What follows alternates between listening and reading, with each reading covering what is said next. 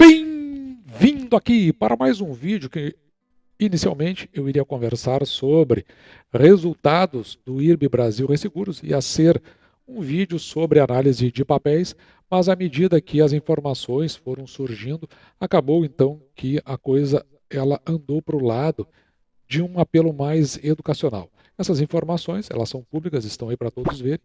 Isso acabou propiciando uma análise de cenário que já chega ao vídeo de número 91.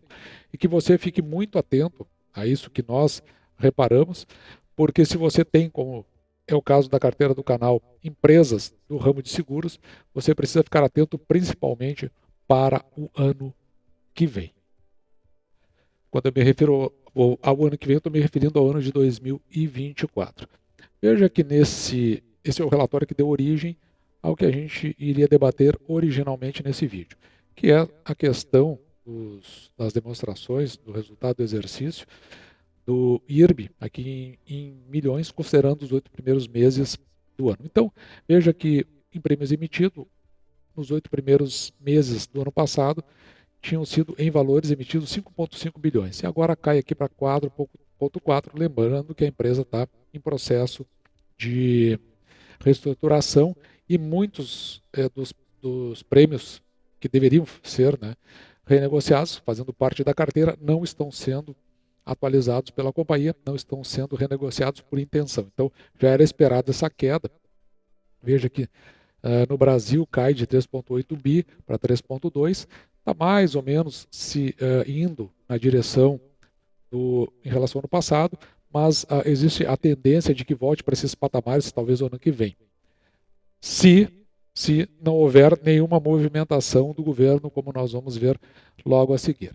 No exterior, tinha 1,7 bi nos 8 primeiros meses e agora 1,1, caiu bastante, mas também é verdade que no processo de reestruturação o IRB quer ficar apenas com 15% da sua carteira com esses prêmios emitidos no exterior. Em prêmios retidos, veja que o IRB ele desce aqui de 3,7 para 2,7 bi. Importante aqui que nos retidos é uma diferença que se estabelece entre os prêmios aqui que foram emitidos menos os prêmios retrocedidos. O que são os prêmios retrocedidos? Aqueles que são levados a outras empresas do mesmo ramo de resseguros, que é o que faz esse lastro de distribuição do risco entre as empresas. Esse é o princípio do resseguro. Considerando aqui o resultado da reestruturação, que eu também deixei marcado, veja aqui, nos 8 primeiros meses do ano passado, era negativo 1,1, quase 1,2 bi, e agora está em 75 milhões positivos. A diferença entre os emitidos menos os retrocedidos dá esse índice de retenção aqui da companhia está em 61,8%, enquanto que o ano passado estava em 68%, ou seja, tem menos hoje, hoje tem um índice um pouco menor de retenção, significa que ela está distribuindo, o IRB está distribuindo mais o seu risco. A retrocessão, evidentemente, por óbvio, ela aumenta de 31,8% para 38,2%. E o índice de sinistralidade, que a gente sempre está de olho, ele cai aqui de 107,2% para 73,1%, lembrando que houve vários problemas, principalmente por conta da Covid e a grande seca, aquela que impactou justamente a parte de seguros do rural. Então era natural que viesse descer esse ano. No índice combinado, ele estava em 140,3% e agora está em 109,3%, ainda é alto e a expectativa da companhia é nos próximos meses ir reduzindo abaixo de 100. Já no índice combinado ampliado, então desce de 123,9% para 96,7%. Esse teria que também descer lá para casa dos 80%. O efeito disso é que, considerando os primeiros 8 meses do ano, o lucro líquido do ano passado tinha sido negativo, portanto um prejuízo de 516 milhões e agora está em 68,6 milhões, mostrando aí os efeitos da reestruturação que o IRB vem fazendo. A empresa está na nossa carteira como oportunidade, porque nós compramos abaixo de R$1 antes do grupamento que foi feito e, consequentemente, a gente, se tem alguma expectativa de proventos, é a partir de 2020. 2026, ou melhor, 25, 26, considerando que em 2024 também não temos essa expectativa de receber proventos, mas a gente tem uma expectativa de uma valorização da empresa. Se em algum momento a gente entender que não é mais satisfatório ficar guardando pelos proventos, podemos nos desfazer dessas ações logo ali. Mas a gente não tem esse princípio aqui no canal, a gente quer ficar com essas ações e esperar que esses resultados tenham expressões mais significativas e assim volte a nos pagar proventos que são representativos. E agora indo para a segunda parte do vídeo, não é esse aqui o foco, eu só quero mostrar para você essa notícia que saiu no Estadão e ela foi noticiada no dia 20 de outubro de 2023, hoje é 24 de outubro de 2023, portanto, 4 dias atrás. Ela é assinada por Daniel Tosi Mendes e Mariana Walter, e o que importa aqui é chamar atenção para a manchete. Mercado vê Brasil em recessão técnica. No final do ano, após o IBCR, esse BCR, ele foi medido relativo ao mês de agosto, e significa, nesse caso aqui, que eles têm uma expectativa que o IBCR ele é uma prévia do PIB. Então, ele teve um recuo de 0,77% e a expectativa era de apenas 0,6%. E, olhando para frente, se tem a ideia de que vai ter uma retração do PIB no terceiro trimestre e no quarto trimestre. E por conta de serem 2 trimestres com a retração do PIB, então eles estão declarando como uma recessão técnica. Eu sou mais conservador, eu tenho uma expectativa, aliás, ou tenho uma visão para colocar uma recessão técnica a partir de 3 trimestres negativos. E a gente sabe que a safra, o PIB, o agro brasileiro é o grande propulsor do PIB. E ele sempre dá uma encolhida no segundo semestre, de forma que se entrar o terceiro trimestre com uma safra mais esperada, então talvez eu não colocaria dentro da expectativa. De qualquer forma, o governo, quando olha para isso, ele fica muito preocupado. E agora voltando para a parte de seguros, então veja, o governo está preocupado por conta de uma possibilidade de recessão. Isso é o que está hoje mais preocupante para o ministro da Fazenda.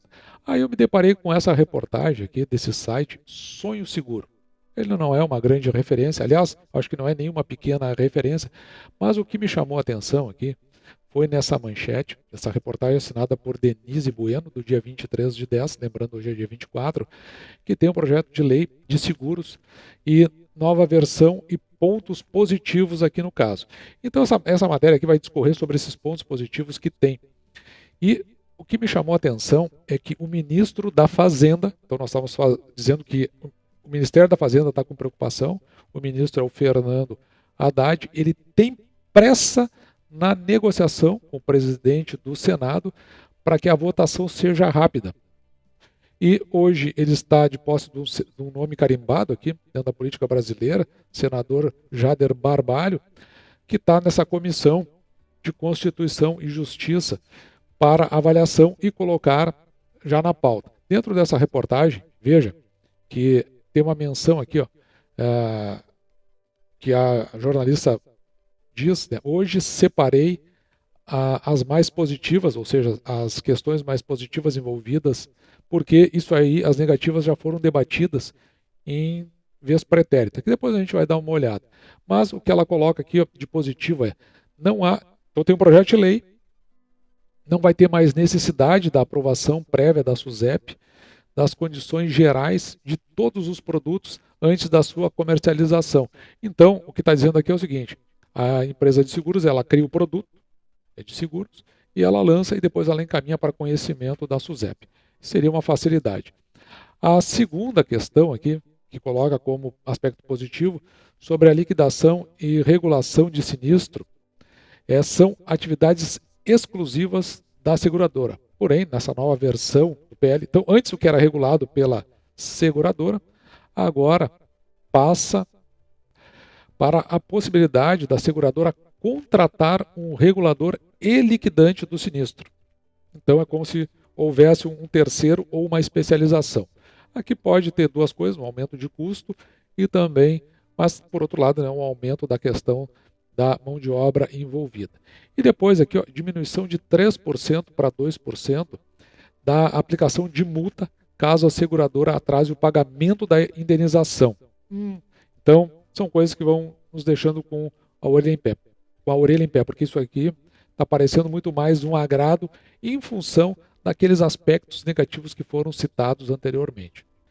E esses aspectos negativos foram citados aqui na Infomoney. É uma reportagem assinada por Jamile Ner, do dia 14 de abril, lá do início do ano. Veja que foi desarquivado no Senado proposta com novas regras para o seguro e houve crítica de todo o setor. Projeto esse de lei que foi desarquivado no Senado, esse projeto de lei é um projeto de lei complementar, então é um PLC na verdade, número 29 de 2017. E aí as críticas vieram sobre essa proposição, esse desarquivamento aí feito pelo governo. Veja que já naquela época já tinha ido para as mãos do mesmo senador, que é da Comissão de Constituição e Justiça e Cidadania. E os pontos que foram colocados como negativos, essa redução na liberdade de negociação dentro do plano, a queda da simplificação e flexibilização de produtos, e também aqui tem uma argumentação no entorno da igualação das garantias para risco que, por sua natureza, são desiguais. E esse PLC, depois foi levantado, ele na verdade ele foi originalmente escrito há quase 2 décadas, em 2024. E como não tem uma grande ou significativa atualização, há o entendimento de que tem alguns conflitos com as leis atuais em vigor. Na possibilidade de que esse projeto venha a ser aprovado, segundo essas pessoas aí, o texto poderia encarecer. Então preste atenção aqui no que eu quero dizer aqui. Encarecer e inviabilizar contratação de seguro e resseguro, principalmente para diversas atividades econômicas muito específicas. E também implica, evidentemente, na limitação de inovações, porque dentro do que está sendo proposto tem um condicionamento a uma padronização desses pacotes. E a consequência é um eventual prejuízo financeiro para as companhias. Só para citar um exemplo, o setor de energia elétrica seria um dos grandes impactados. Claro, com seguros mais caros, talvez até inviáveis e, consequentemente, mas digamos que só fosse a questão dos seguros ficarem mais caros. Isso vai implicar, evidentemente, numa redução das margens das companhias e, consequentemente, nos seus proventos. E, principalmente, isso é limitante, porque no caso dessas companhias específicas, veja que hoje já existe uma exigência. Então, a companhia entra, ela ganha um leilão, ganha uma concessão, já tem uma exigência de contratação de seguros específicos. Então, ela não pode operar sem ter esses seguros. Se, no caso de aumento desses pagamentos, é evidente que a companhia não tem muito para onde correr e ela implica em um maior pagamento, o que leva, se nós olharmos lá para trás, no problema que existe de recessão ou início de uma recessão técnica, com o governo arrecadando cada vez menos, é evidente que o olhar do governo é para o caráter arrecadatório. E essas trocas consequentes dentro do Brasil, eu comento isso há muito tempo aqui no canal, é isso que traz essa insegurança jurídica no processo como um todo, o que dá todo esse desequilíbrio. Não é só a questão do olhar para o seguro, mas tudo que tem em torno das equipes de advogados, de contadores, e que precisam avaliar a viabilidade e até se isso está de acordo com a legislação, principalmente aquelas mudanças legais que já ocorreram e que pode tornar o projeto incompatível com a legislação atual.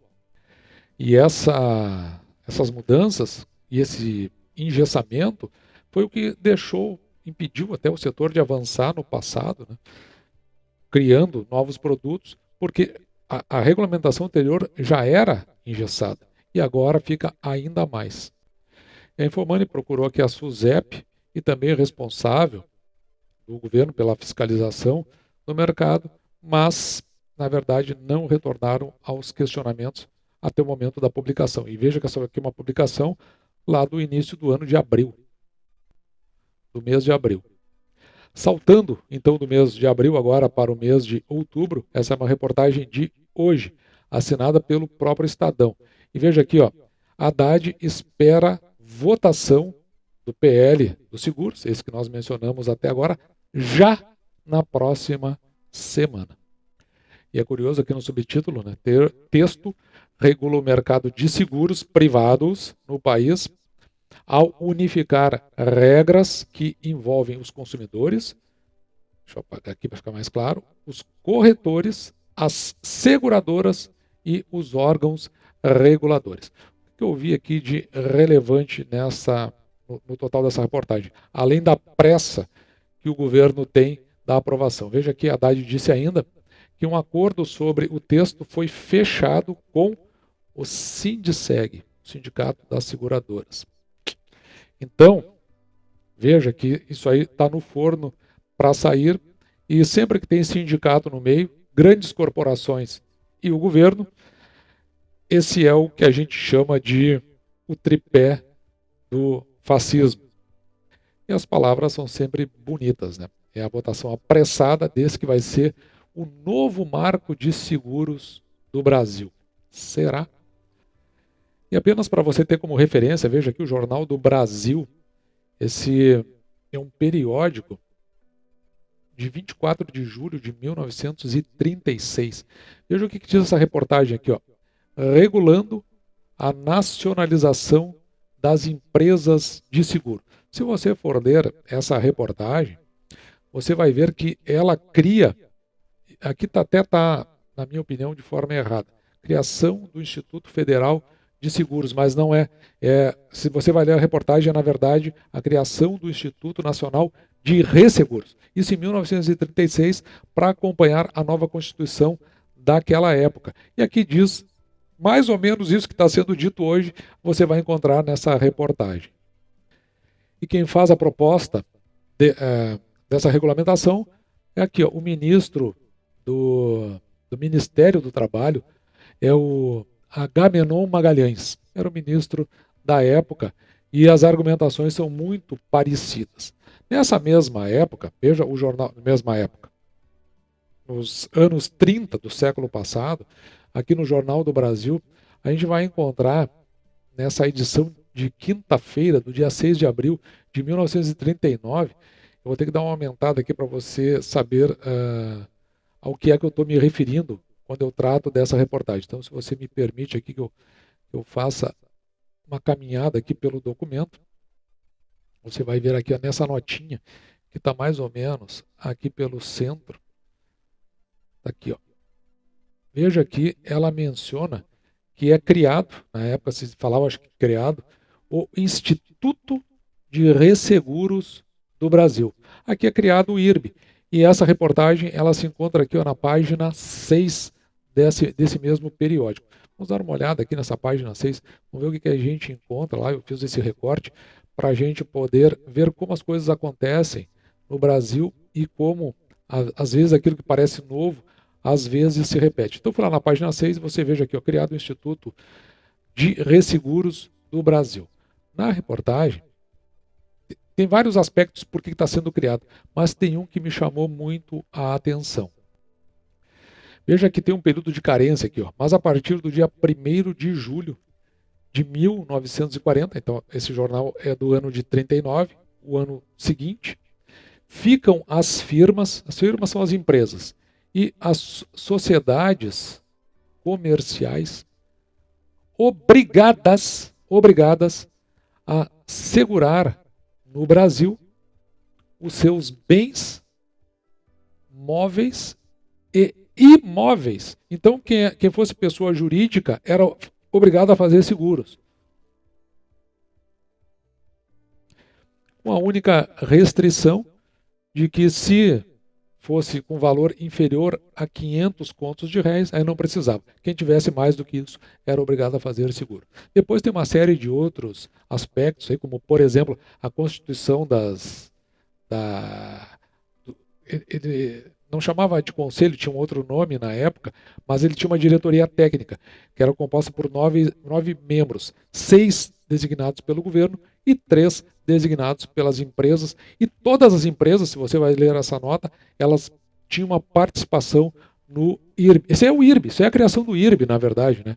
Do Brasileiro de Instituto de Resseguros do Brasil. E agora, diante desse quadro como um todo, que é uma análise de cenários, só estamos vendo hoje aquilo que nós já vimos ter acontecido no passado. Mas a ideia que tem aí por trás é que o ano passado, 2022 e 2023, foram anos ótimos para receber proventos das companhias de seguro. Acredito, pelo andar da carruagem, mas isso é uma, digamos assim, uma visão que eu tenho. Eu não posso dizer que de fato isso vai acontecer, mas eu coloco como uma tendência que ou os proventos eles vão acompanhar o índice inflacionário de reajuste, ou, na verdade, que é o mais provável, eles vão ter uma redução. Não muito, mas ali dentro da sua margem. Portanto, pode ter uma tendência aí, inclusive conforme os resultados forem aparecendo, de uma redução até nos preços das ações, o que pode vir a surgir uma oportunidade. Em abono à Caixa Seguridade especificamente, é que provavelmente a partir do ano que vem ela comece a pagar os seus proventos trimestralmente. Isso aí talvez gere um incentivo. A companhia que eu tenho olhado, ela faz parte também das minhas ações de oportunidade e que eu volto a comprar a partir do momento que ela baixe dos R$ 11.